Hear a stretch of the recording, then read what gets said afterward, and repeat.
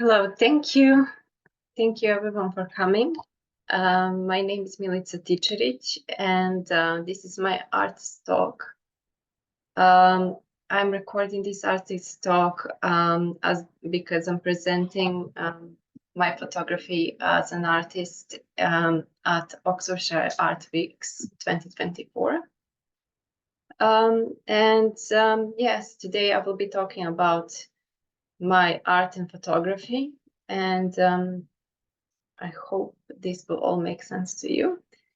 So I will go ahead and start. I'll share my screen.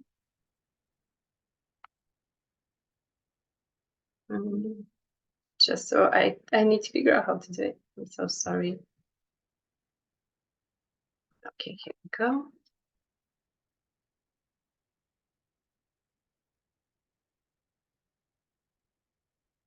Okay, so I hope you can see this.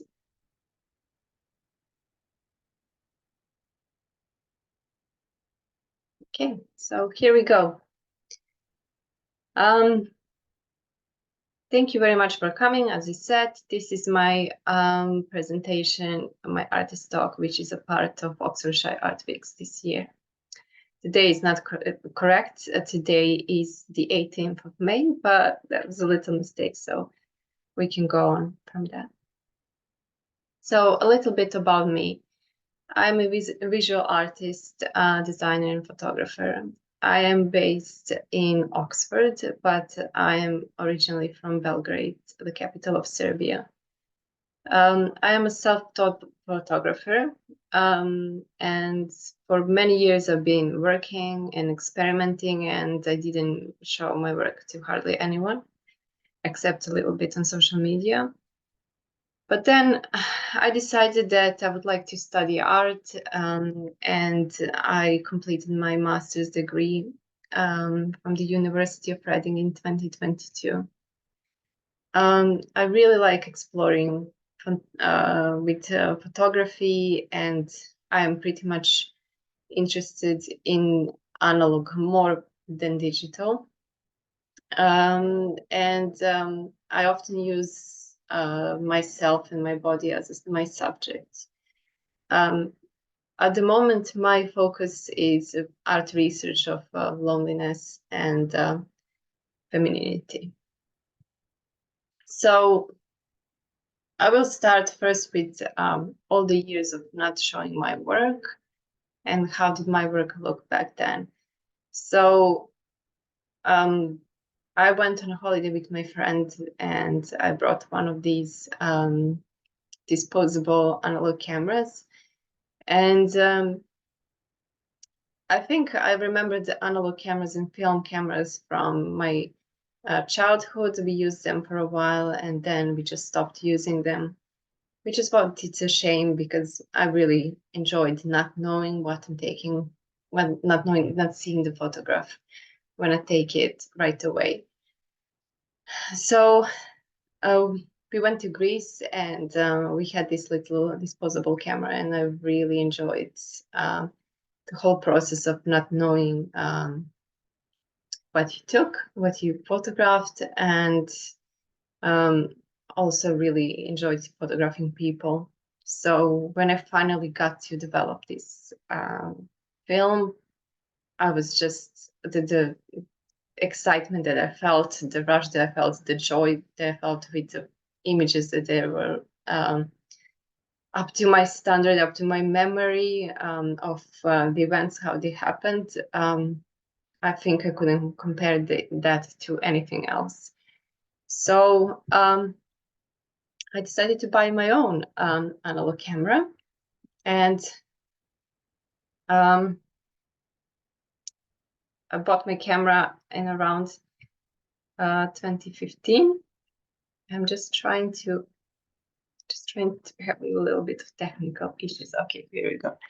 So yes, my first analog camera was Olympus OM10, and this is a pretty good camera and was really good for a beginner. So I had a lot of fun just exploring, taking photographs. I didn't initially start with selfies.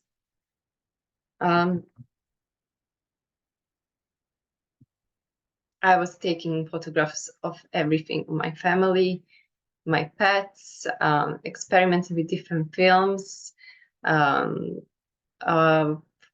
photographs of traveling. Yeah, I think the most exciting thing for me was having a new film and just getting to shoot all these 36 or 24 photos that you have that are in the actual film, and just seeing what's coming up from it. So this is some of my work. I really liked just having a walk and just having this very intuitive moments of when something catch my attention, and without like a specific subject, as you can see it in this photo. I didn't particularly focus on anything, but I kind of focused on everything that's going on in this particular photograph. And then I would have specific sentimental attachment to the photo, and there are a few that I always like to come back to and observe, and always finding something else, thinking, what is the specific sentiment in this photo? Why did I take this photograph? And yeah, this is a photo that I took when I was a part of this little workshop in one of the Belgrade areas. It was a kind of like a photo walk. I do think from this point this was really ambitious, because the theme was demographics of Zemun. Zemun is the area in Belgrade. So we had a task to go out and photograph people, which is not really easy because people don't usually want to participate.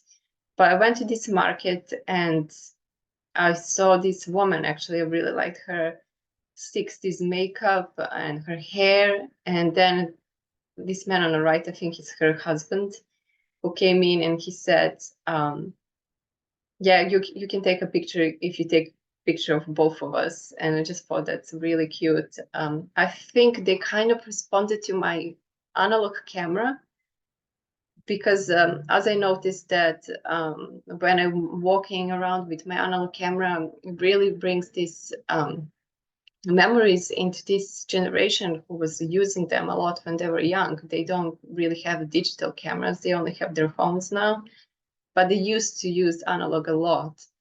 So I always have good conversations with elderly people when they see the camera that I'm using. And I'm actually really proud of this photo, because I think it brings up the love these two people shared. I think she was a little bit shy, maybe unsure, but she still has the smile. But he was really keen to pose for me.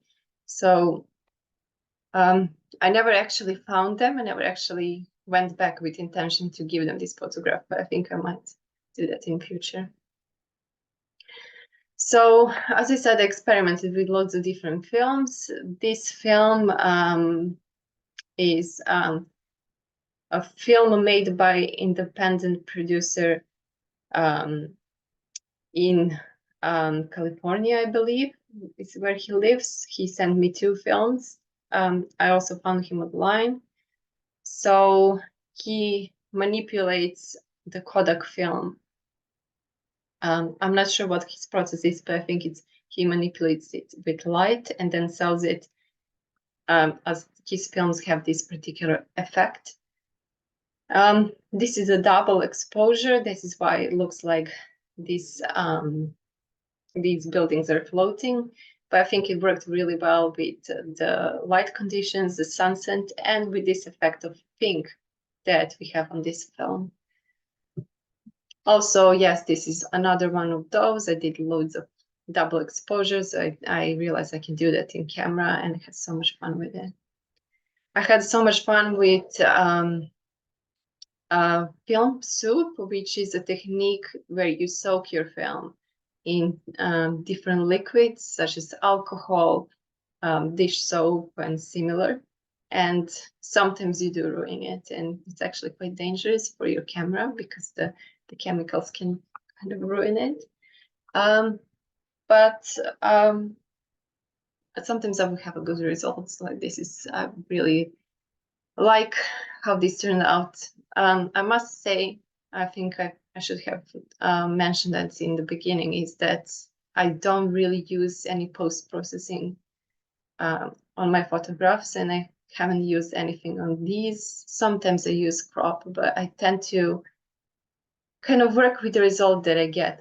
I'm really trying to minimize any post-processing. So I think when people see this, they usually think, okay, this is Photoshop, this is an effect that you can do within digital manipulation, but I'm not doing that. So this is how it went out from my camera. And of course, the only digital manipulation is the process of scanning onto the digital media. So I can't say that my process is fully analog because it isn't, but I will talk more about that later. So yes, another one from this series. This is all from Belgrade. This is when we still lived in Serbia.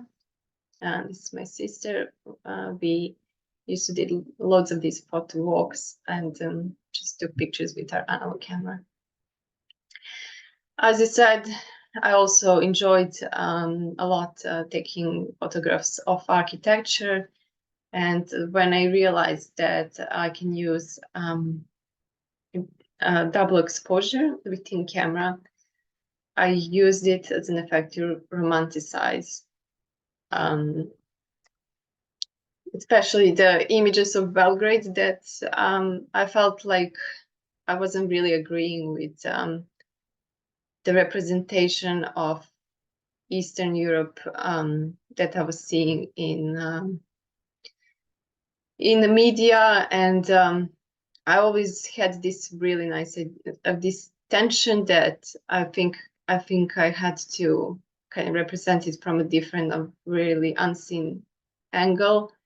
And what I wanted to do here is that I really like this this residential building, which is it's a quite tall, kind of brutalist residential apartments building, and I really like this advert of Coca-Cola that's on top of it. So I was kind of drawn to it, and I tried to do these double exposures to see how this massive piece of architecture will work with other elements such as a lake or just the leaves and the trees and the sky. So as I said, I don't really use post-processing in my process. These are cropped, so I had to crop them. Because double exposure doesn't always work perfectly, so it doesn't really align images in the way that I would want to. So that's what I did here. So once I realized that my camera has self shutter, which is an option that you can press and then delay, press the button, then delay the moment of taking images for 10 seconds, I realized that I can actually take self-portraits on film. And these are some of the first ones that I did. And I think once I realized that this is an option that I have available, that I don't need anybody else as my friends or my family to rely on when I want to take photographs and just have a good time and have a moment of inspiration, I feel like the whole new world opened to me. And yeah, this is one of the first ones I did. Okay, so it's a little bit of repeating. Yes, they really, at first they really looked as a fashion photography. I think I wanted to add a little bit of glamour. Also, I can't say what I did here, but I wanted to have a little fun one with my cat. They did really look like fashion photography at first, and I kind of tried to see all the different conditions that I had, like for perhaps here, what is the scene that was available to me that didn't require any preparation, that I didn't have to do as much as input, that I had that I didn't have to prepare or kind of stage the scene. What was available to me? I had this bench and it started snowing. It doesn't snow so much in Serbia as it did before. So I think even when we have snow, it's a few days or it's a little bit like a thin snow that melts right away. So when I saw it snowing, I knew that I had to use this opportunity to have a little bit of different scene in my photographs. So I would just rush out and take a few shots. Also, that was a time that I didn't really like my living situation, my job, and just the lifestyle that I wasn't living. I was pretty unhappy with my situation. That is what I wanted to say. So I think that this self-portraiture gave me a kind of a little project. It was my little project that I did when I wanted to escape in another world, but also to document my days and how was I feeling, because I felt like life that I was living as well was worth documenting.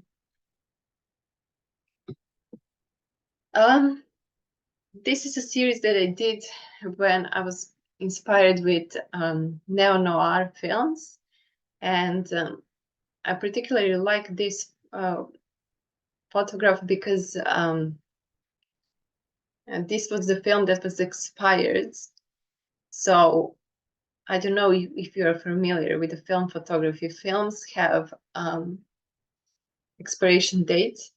So this film was expired by 30 years. And when you do that, when you work with that kind of film, you're really risking, and you're probably not going to get very good images, and maybe sometimes it just turns out black. The images are not recorded because it's past the date, and the manufacturer couldn't guarantee that it's going to give you a quality image after a while. But this was just it was really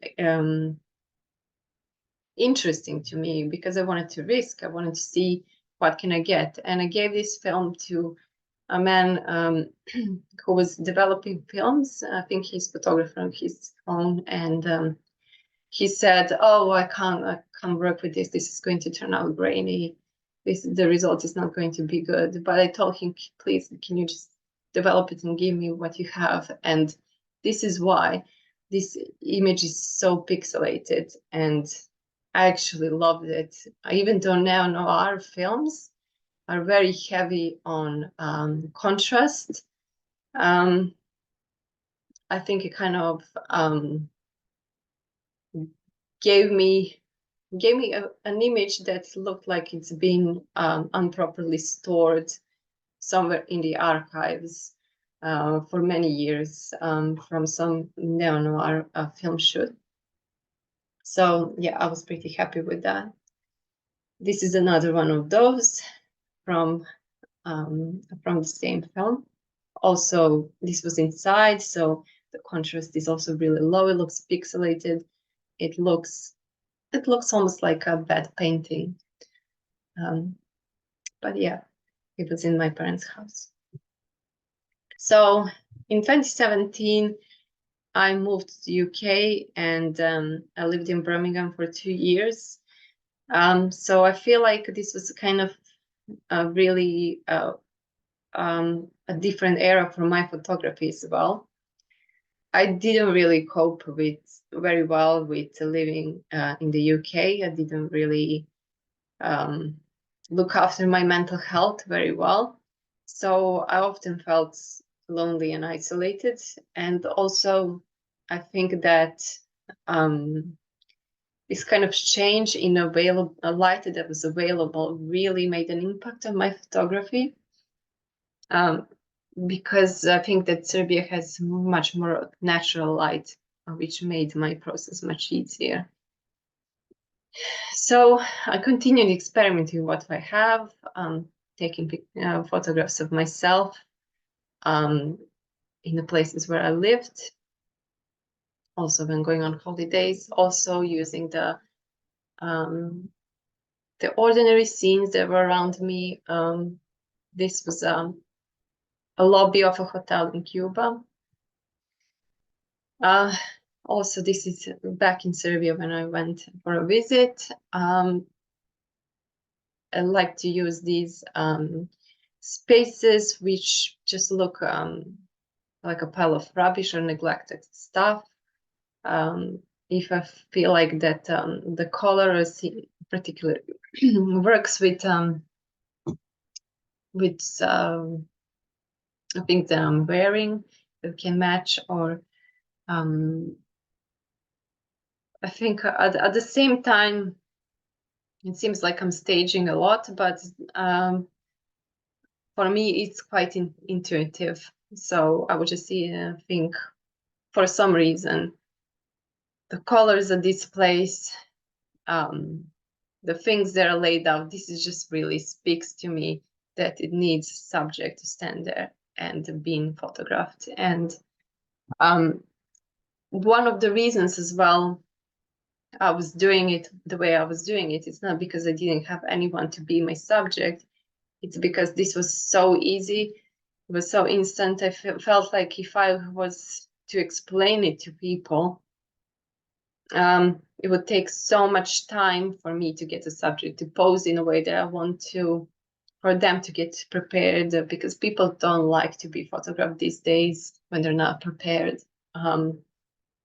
So I would just put some clothes that will work with the particular color palette that I will have, a little bit of makeup, and just go out and do it without having to include anyone, and going through a trouble of explaining my intention. So back to Birmingham, I also did a lot of experimentation. My photography was also very fashion focused. I did a lot of double exposures, very much focusing on self-portraiture. Sometimes it was, I think it worked out well, sometimes not quite. But by the time I moved to Oxford, which was in late 2019, I started thinking, why am I doing this? Because I had so much work. I showed you a lot, but this is just a fraction of the work I was producing. And I was constantly asking myself, why am I doing this? I was also being quite judgmental, because I think when doing self-portraits, especially as a woman, I think it can be seen, and it is in a way very selfish and egoistic, because you're putting yourself as a subject. So I was thinking, do I actually want to see myself as maybe prettier than I am, different than I am? Do I want to see myself as other people see me, to have a different perspective on self? Or am I actually very egoistic?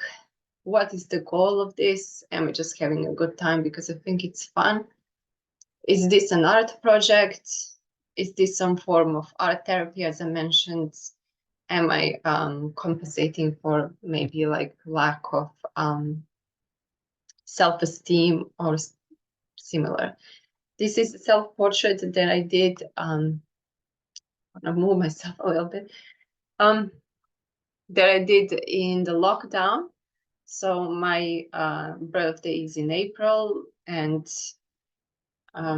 we were in a full lockdown, so there was nothing really fun to do. So I just went to my garden and tried to stage a few self-portraits. And I think the image is quite sad, nostalgic. And it is burnt because half of the film had, that was probably the first image, first shot from the film.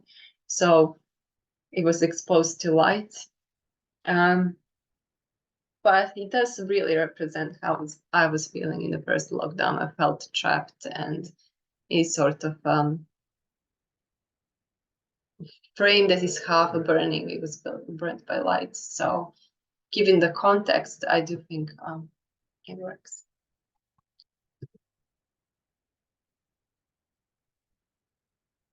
So why analog? I will now stop with presenting my work and just explore this idea. It is really nostalgic medium for me, because my grandparents were photographers, and I don't actually remember them doing so much photography, but I remember a lot of analog tools. So I think when I think about nostalgia, I think it's more thinking about nostalgic times when this technology was used, when there were maybe a little bit better times. Having that in mind, let's say 30s and 40s definitely weren't better times than today. But when I think about analog cameras, I always think about those models from 60s, 70s, and 80s, which I think were better times, at least for my family.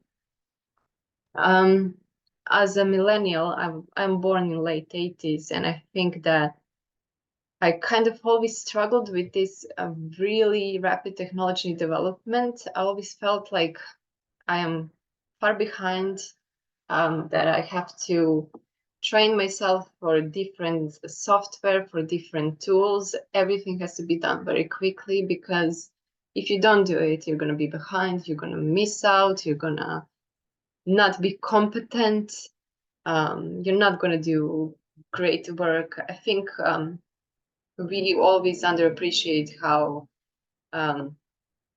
quickly technology develops. And I think sometimes we don't actually have time to explore what technology that is given to us. So we dispose it quite easily and we move on something else, which it's not always a good thing.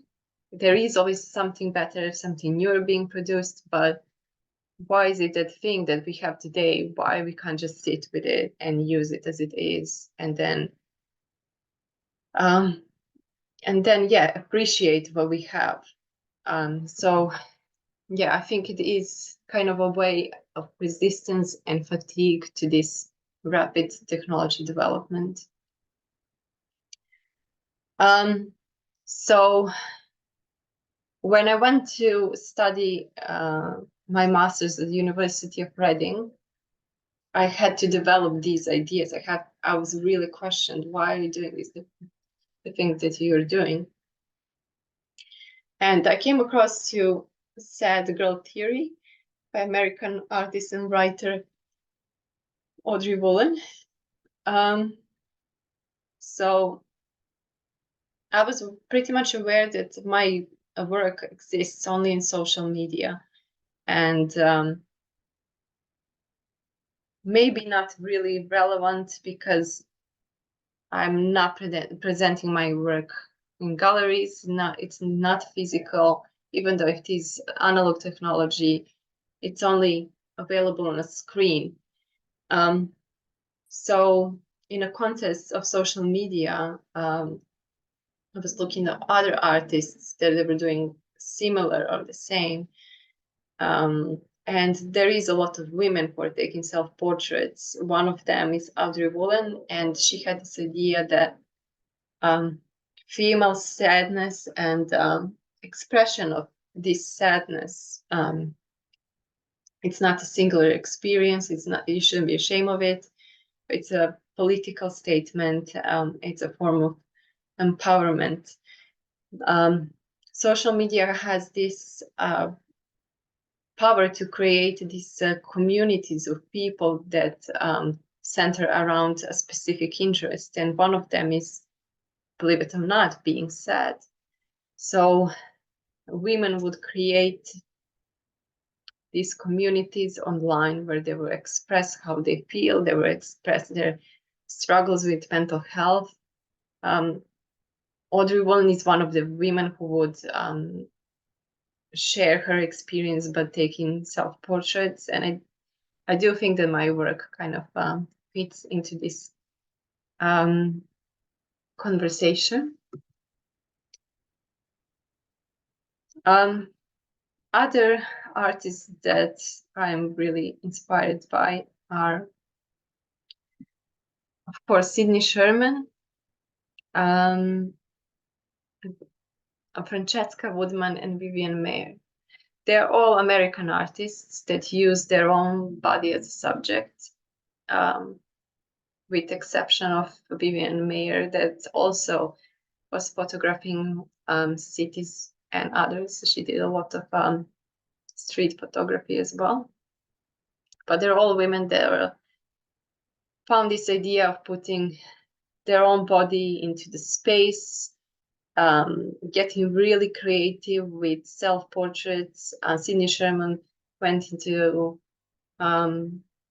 maybe experimenting and exploring these film characters. Francesca Woodman went into really exploring the state of sadness and mental health. So I think my work kind of fits into this space of putting yourself as a subject and your body into the space.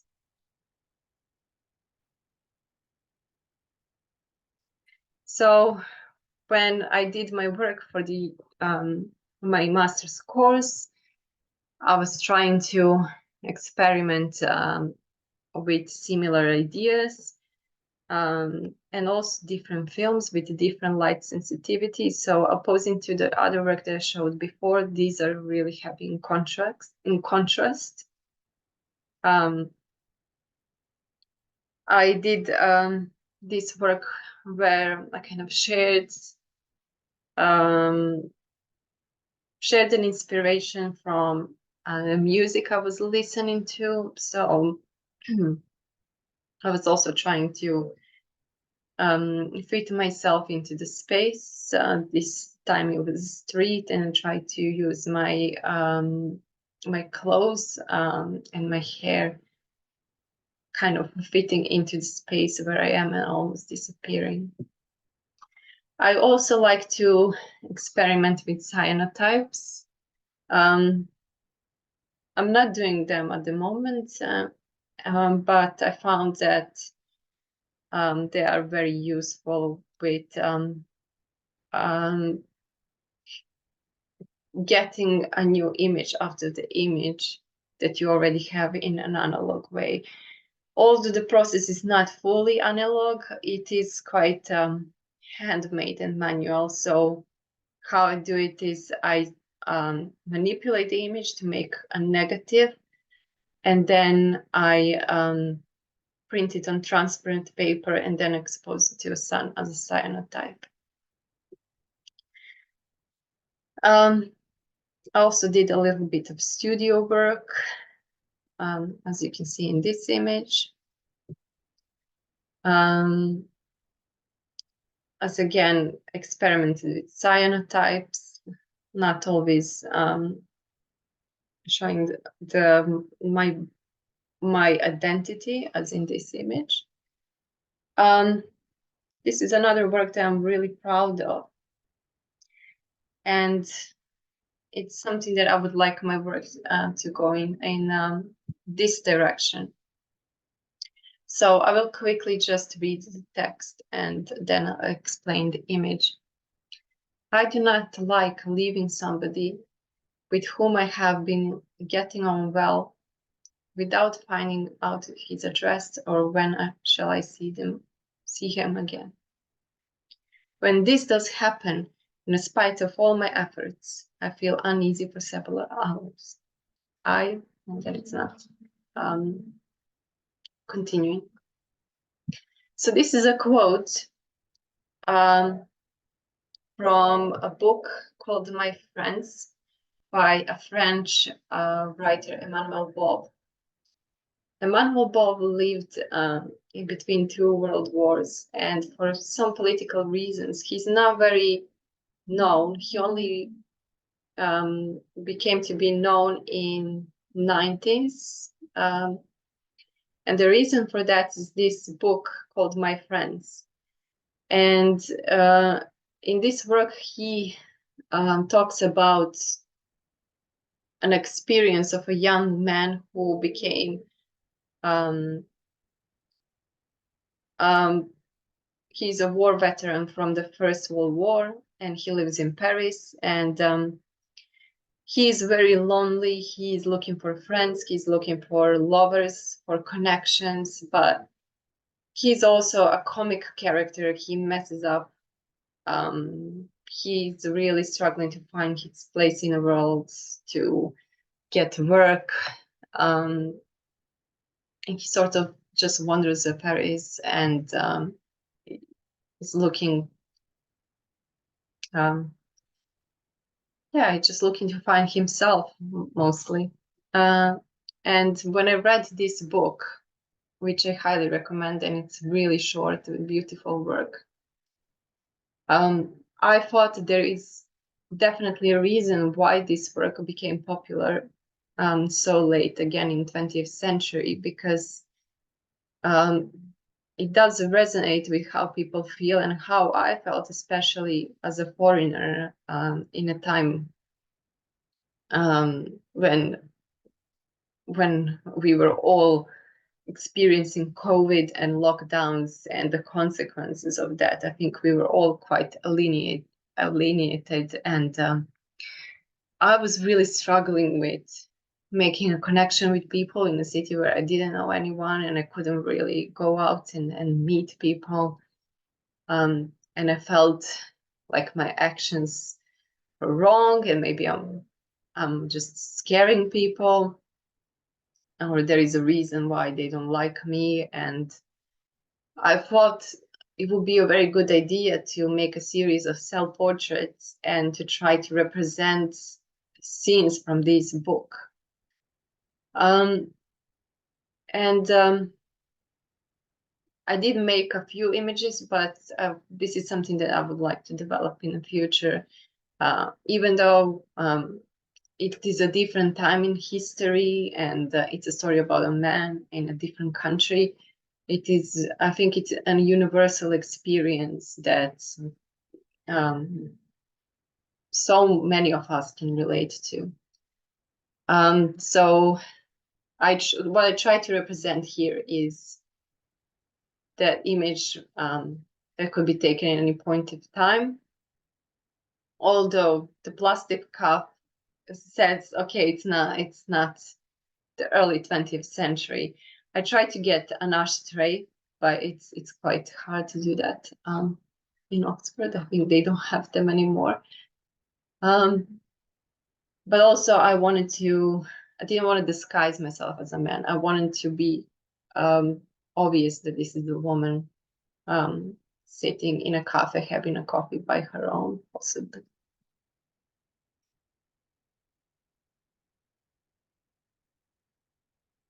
So this is another image from that series, and the text says, "Some strong men are not lonely when they are alone, but I, who am weak, I'm lonely when I have no friends." And thinking about it now, it's quite interesting why this resonated with me, because I willingly like to do my work alone, but also I think this prolonged loneliness and isolation and feeling as a foreigner, being a foreigner in a different country, made my isolation overpowering my whole life, and it was such a big part of my experience, to the point that I didn't really want it anymore. So what you can't see in this image is that this is a park in Oxford, and this was full of people, but there was so much space that I could do this self-portrait on my own, and nobody bothered me, nobody asked questions. This is another image from the series. This time I'm quoting a text, lyrics from a song. This is from Lana Del Rey's song Carmen. And